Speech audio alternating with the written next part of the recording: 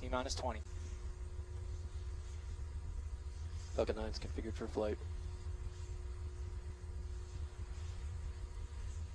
T-minus 10, 9, 8, 7, 6, 5, 4, 3, 2, 1, 0. Liftoff.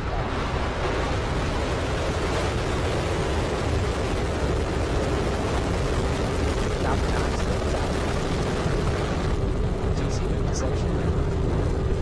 Got operations on that.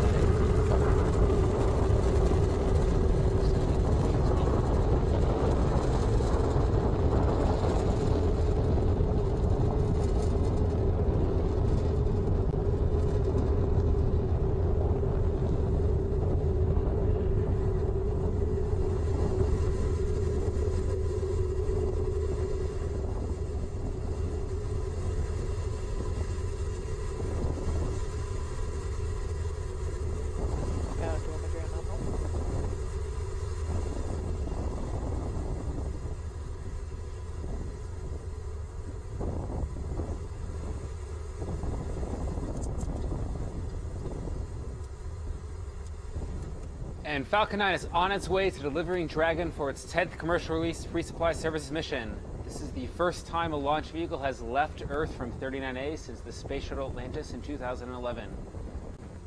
Everything continues to proceed nominally. We are just about to transition through max Q, maximum aerodynamic pressure. That's right after we pass supersonic.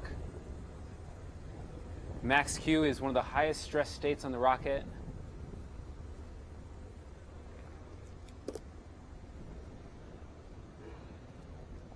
Right after this, we're going to be proceeding into kicking over for our inertial pitch. That's where Dragon is going to start going on an orbital trajectory.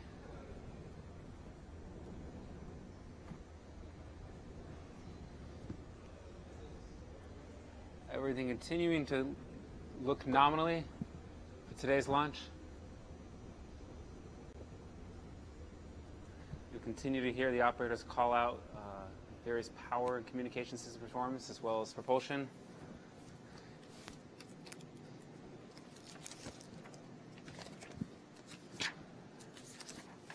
So you can see the aft.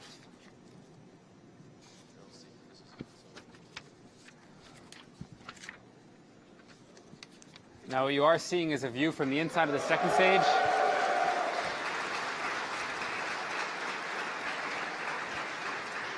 You have main engine cutoff with stage separation. And we have a second stage engine start. You can see the first stage is on its way back for its first maneuver burn. It will have a 3-burn process, the entry burn coming up. Or the boost back burn, sorry. Meanwhile, the second stage is continuing to perform nominally. It's got a 6-minute burn.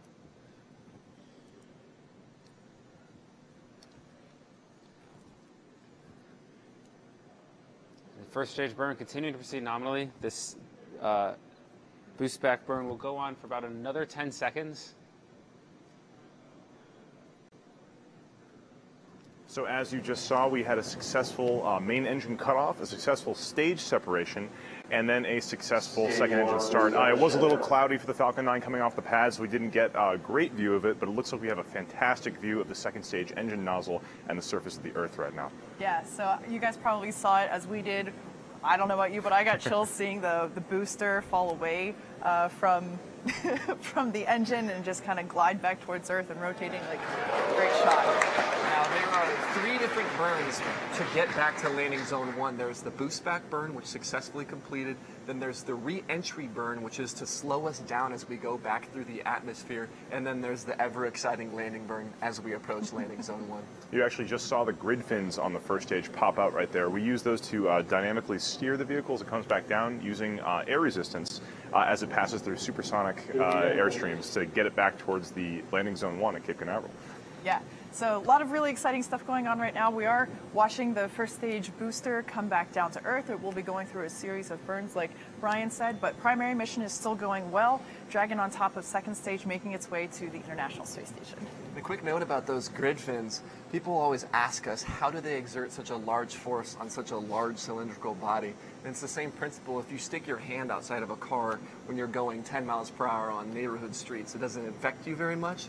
But if you stick your hand outside when you're going 80 miles per hour on the freeway, you can exert a very, very large force upon a large surface simply from the air particles. The grid fins are doing the exact same thing. They're little airplane wings that are steering us back to landing zone 1.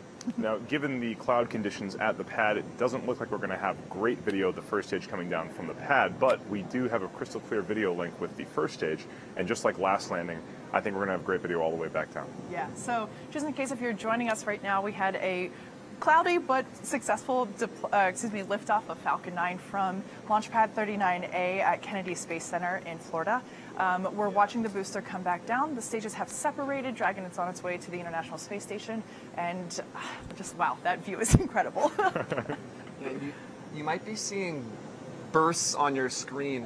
Those are actually our cold gas thrusters helping to steer the vehicle as well. We have the grid fins, which act as wings of it. We also have nitrogen, and we have cold gas, and we spew those to exert small forces to help us laterally as well.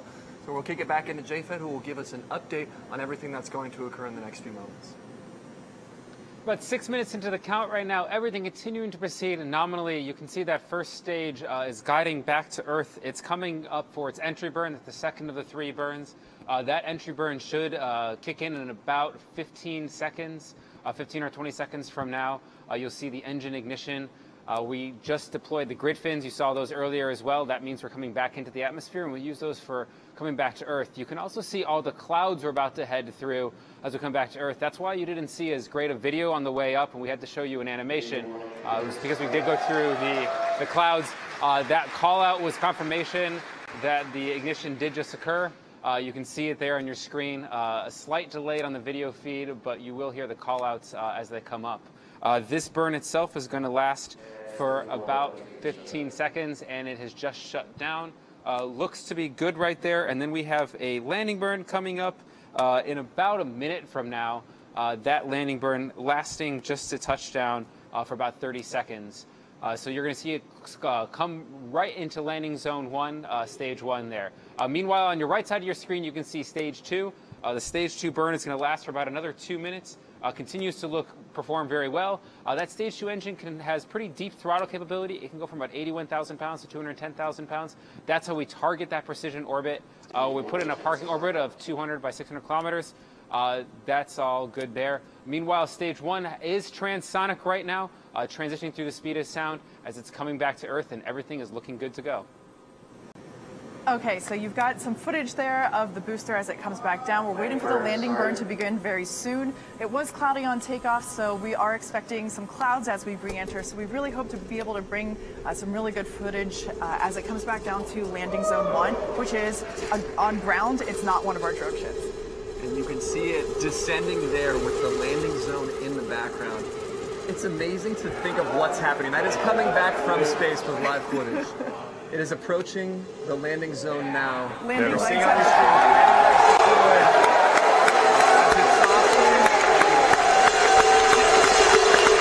Touches down successfully on LZ-1. Congratulations, Falcon. The Falcon has landed once again, landing zone 1.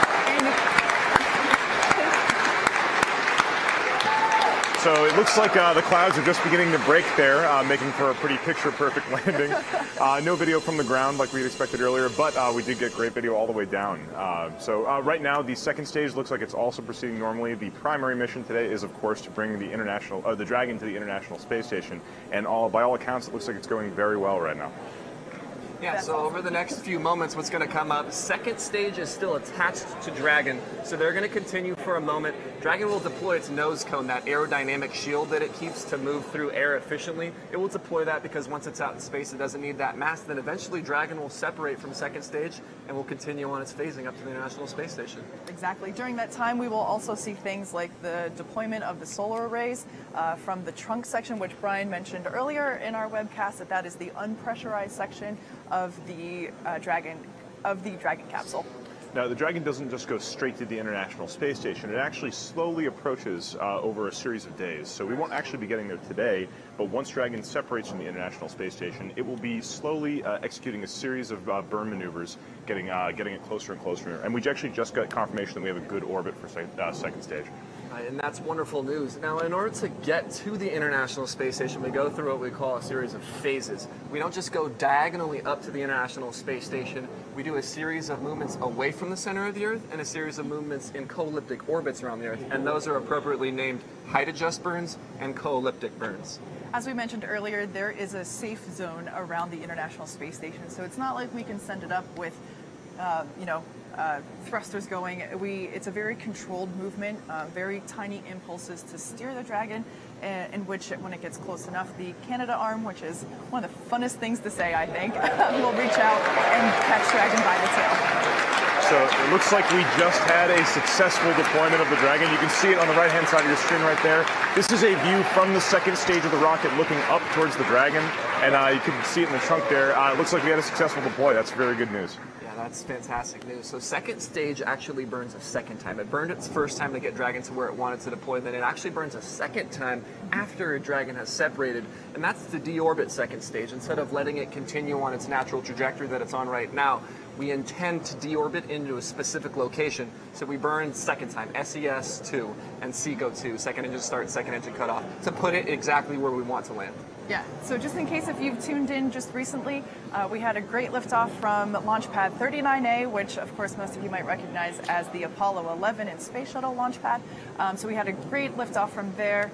We had a successful landing of Falcon back at landing zone 1 on ground, and then we had a wonderful visual confirmation of the separation of Dragon from second stage. So we're actually going to take it back up to John and get an update on how the Dragon is doing.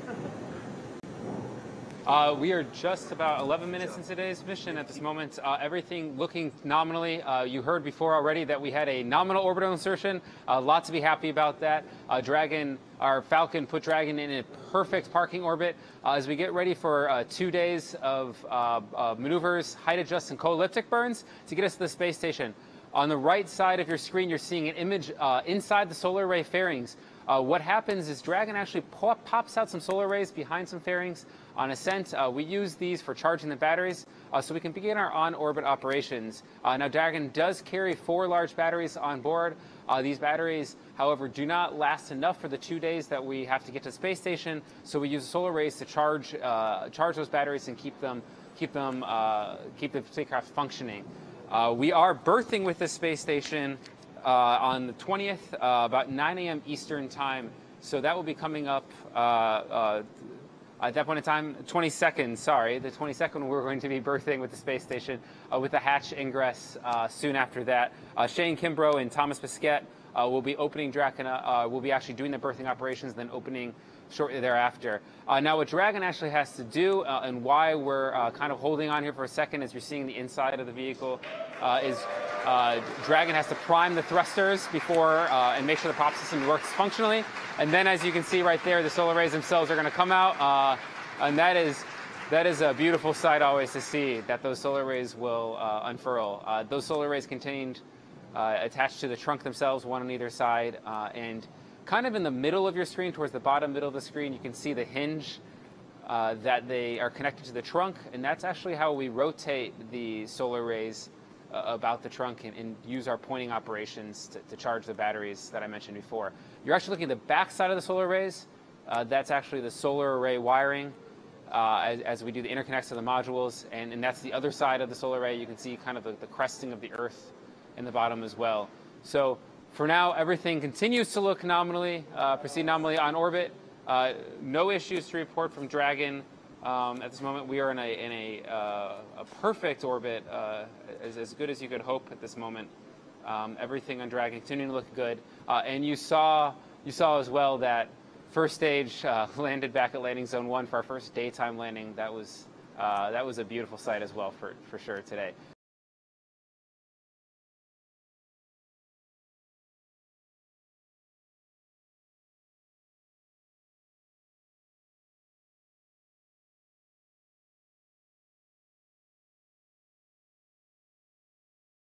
The robotics officer in Mission Control and the mechanical systems officer here in Mission Control will provide a report to Flight Director Zeb Scoville as to how we're progressing as we move into the home stretch of the installation procedure that is going to provide a ready-to-latch indication on 3 ready-to-latch sensors at that common berthing mechanism interface. At that point, Dragon will be ready to be bolted into place. Again, there are 4 gangs of 4 bolts apiece, 16 bolts in all, that will firmly lock Dragon to the Earth-facing port of Harmony and provide an opportunity thereafter for the crew to provide leak checks inside the space station to make sure we have an airtight seal before work continues to open the hatch to Dragon later today.